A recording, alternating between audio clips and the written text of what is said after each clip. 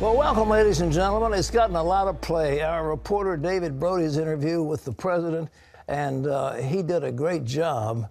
And Donald Trump has made it clear he's going to stand by his campaign promises on his choice for the Supreme Court, particularly. We'll be telling you about that today, the top contenders for that job, and his plan to bring back jobs to the United States, on immigration, much, much more. He's all going to be here in just a couple of minutes. Well, Mr. Trump also talked about how being in the office of the presidency has made it clear to him that he needs God even more. Here's David Brody's complete interview with President Trump.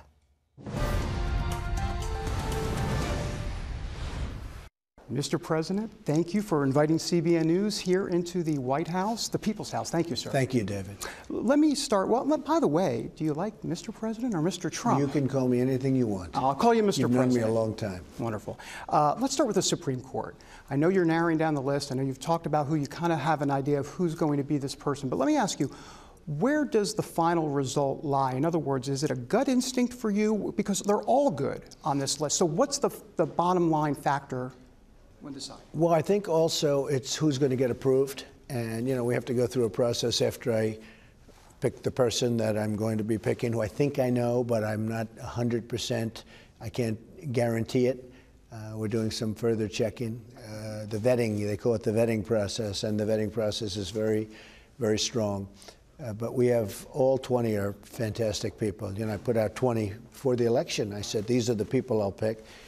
And I think that the person that I pick will be a big, I think people are going to love it. I think evangelicals, Christians will love my pick and will be represented very, very fairly. Let me ask you about the embassy in Israel. Yes. As it relates to moving this embassy to Jerusalem. Evangelicals, it's important for evangelicals. Are you committed to doing that? Well, I'm looking at it. We're studying it. As you know, we discussed this before. We're studying it very, very long and hard. You know, it's a very big decision because every president for the last number of presidents, large number, they've come in and they were going to do it, and then all of a sudden they decide they don't want to get involved. It's a big, big decision, but we're studying the issue right now. I've always liked the concept of doing it.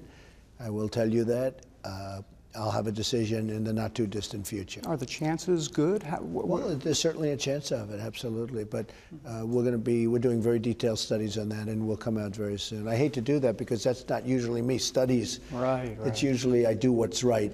But this has two sides to it. It's not easy.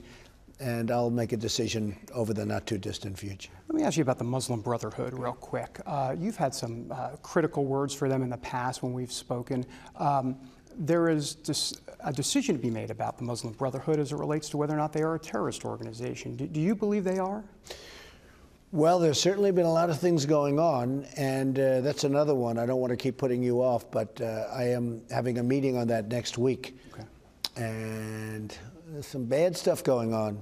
You know it, and I know it. So we'll see what happens. But I have a meeting on that next week. I'll let you know. All right. Let me ask you a little bit about Latinos in this country. You've talked about you're going to be a great jobs president. Right.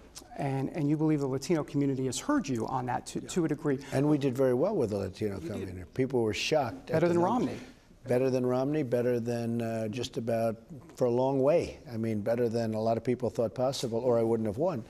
They're a great community. They're a phenomenal community, spirit, hardworking. And, you know, the Cuban Americans, I got 84% of that vote, and they voted in big numbers. So we did really well with that community. So go ahead. No, I was going to ask you, what can you say to some in that community that have some trepidation, that think they are under attack by this administration coming in? What's your message to them? Well, I think I've really solved that because, you know, the election was not long ago, and we had a great victory. We had a victory that nobody thought was possible, 306. Remember, they said there is no path to 270 for Trump. Trump can't win because there's no path. And I kept going up to Maine, where Maine had won, and we won it. But we didn't need it because we won Michigan, Wisconsin, Pennsylvania, Florida. We won so many, North Carolina. So, you know, I really focused very heavily on the Latino community or the Hispanic community. And it was something that I'm very proud of. I'm very proud of the numbers we got. They want protection, and they want jobs. And they don't want people pouring across the border that they have no idea who they are. And one of the reasons I did so well with the Hispanic community is the fact that they do want jobs, and they do want protection, and they know that I'm going to take care of that. And I've already been producing the jobs because Ford and General Motors and many other companies, even Fiat Chrysler in terms of the car companies, but so many other types of companies, they're pouring back into our country now. They want to be here. Lower taxes. We're lowering taxes big league, including for the middle class, including for people, not just business taxes, but we're lowering business taxes, and companies are pouring back in. Speaking of taxes, this 20% border tax, or at least this tax on Mexico or imports from Mexico into the United States, how serious are you about something like that? Well, it's something that I have the right to do. It's something that I can impose if I want. We are getting along actually very well with the Mexican government. We'll see what happens. Do you believe that that is a strong move going forward? Do you see, or well, do you need to work with? It's certainly an option. I can do that. I can do it if I want. But we're dealing with the Mexican government. I just had a conversation with the Mexican government, actually, with the president of Mexico. He's a very good man. And we'll see where it all goes. We'll see what happens. Can you give us a sense of what that conversation was like? Oh, a very warm conversation. We're talking, we're speaking, and we're going to see what happens. What about this? If there was some sort of tax on imports, what about the argument that you've heard before about that? Indeed, it'll be passed along to consumers. What's the argument? Well, I think some of it may get passed along, but it also creates jobs. So I'm not against something like that, but with respect to Mexico, something else could happen which would be much more positive for both Mexico and the United States. The media. I know we only have a limited amount of time. You could talk for an hour and a half about the media. You mean fake news? Well, that's what you are calling. Oh, much of it is fake news. I mean, much of the media makes up stories. It's amazing. I speak to people, great people, people that voted for me, and they get it better than most people get it. But much of the media is distorted and fake. And you can see it. I won't, mention specific networks as an example or newspapers, but I read stories that they write that are knowingly false. They're knowingly false. They know it's a lie, and they write them anyway, and the headlines. And in the end, the media has now a 17% approval rating, which is shocking. I think I've done a lot of that. I think I've brought it down because I at my rallies I'll speak and they'll turn around and the people will start, going pretty wild against them. We want truthful media. We don't have truthful media. We have people that are, in many cases, I actually think they're sick people because some of the stories are so bad. For instance, in the Oval Office, we have a beautiful bust of Dr. Martin Luther King. And they took that bust and they said that I removed it. I never removed it. In fact, I admired it when I first walked in. They said I walked in and I had it removed. And all of a sudden, there's major headlines all over the world that I removed the bust of Dr. Martin Luther King, which I'd never do because, again, a man that I have great respect for and have admired over the years greatly. And I call my people. Why did you take that bust out? I wasn't here. Who took it out? I mean, believe me, I wasn't so nice. Who took it out? And they said, sir, it was never touched. In fact, they were all nervous. They said they ran to the office just to make sure. It turned out it was there. Well, the person that wrote this was Time Magazine. The person that wrote this said, I removed the bust. It turned out that somebody was standing in front of the bust so that he couldn't see. The bust is this big, right? It's like that. Somebody was standing in front of it. That's fake news. That's fake news. Now, the apology, you know what it was? I don't even know if anybody gave an apology. I think it was something on Twitter, possibly. Maybe it was at Twitter. I had headlines all over the world. And I'll tell you, it's a very serious thing because what they're doing is they're saying I'm a racist. See, they're not saying I removed the bust. They're saying I'm a racist. That's fake news. These people are bad people. Steve Bannon, one of your top advisors, just the other day to the New York Times, called the media the opposition party. Do you believe that? I think to a large extent they're much more capable than the other side. I think the media, I think the media is the opposition party in many ways. And I think that, and I'm not talking about all media. I know people like yourself, but I know people in the media that I have tremendous respect for. I respect them as much as anybody. So I'm not talking about everybody, but a big portion of the media, the dishonesty the total deceit and deception makes them certainly partially the opposition party, absolutely. I think they're much more capable than the opposition party. The opposition party is losing badly. Now, the media is on the opposition party's side. And I actually said to myself, I say, they treat me so unfairly, it's hard to believe that I won. But the fortunate thing about me is I have a big voice. I have a voice that people understand. And you see it now. We're bringing back jobs. Ford is making a massive investment now in Michigan. General Motors is going to be making, just magnificent investments. So many other companies are coming back in. But yeah, the media is a disgrace. And they've called me wrong from the beginning. I mean, New York Times has called me wrong from the beginning. They underestimated you. They actually apologized to their readers. They lost a lot of subscriptions because not because the readers even like me. They said, how inaccurate could you be? Because if you read the New York Times, there was no chance that Trump was going to win. And yet we'd go out there and I'd feel I was going to win based on the crowds. You saw the crowds better than anybody. So it's a very interesting fact. Let me switch gears, and it wouldn't be an interview between us if I didn't ask a God question, if you will. How has that spiritual journey been for you, especially being here and knowing the gravity of the office? Do you feel the need to pray more? Where are you on that? Well, I tell you what, I've always felt the need to pray. So I would say that the office is so powerful that you need God even more, because your decisions are no longer, gee, I'm going to build a building in New York, or I'm going to do that. These are questions of massive life and death, even with regard to health care. We're working very hard on health care. But there you're talking about life and death, and you're talking about better lives, people living better because they have better health care at a lower price, which we're working very hard on. So yeah, you realize these decisions are all so important. There's almost not a decision that you make when you're sitting in this position that isn't a really life-altering position. So God comes into it even more so. There's a lot of people. I remember when we were in California on your golf course, a beautiful golf course, I might add. That I may never see again. I understand. I may never see it again. Which is disheartening. It's okay. It's all right. We're doing something much more important. We talked about you tweeting at the time, and I'm wondering nowadays as president, what's the filter here? I mean, are you calling this out? Are you doing it yourself? How does this work now? Well, the media is very dishonest, and if they were honest, I wouldn't bother doing it because I wouldn't have to do it. Because I could call somebody up and I could give them the information, or I could issue a press release or something, or I could have some kind of a conversation.